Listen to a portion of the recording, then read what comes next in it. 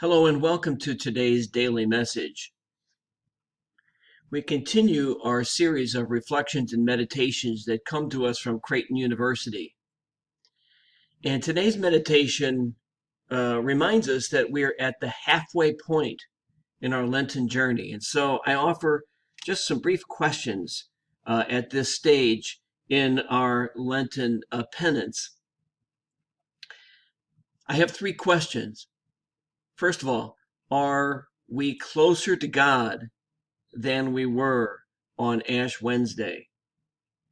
Second, are we closer to the people in our lives? Are we closer to our family members, friends, neighbors, fellow parishioners, co-workers? Third, are we closer to ourselves? Have we come to accept ourselves better and more completely than we did when this Lenten season began? Just some food for thought. Let us continue to pray that this pandemic will pass us and that the suffering incurred by people, experienced by people, will be minimal. Thank you. Have a great day. Thank you so much for watching.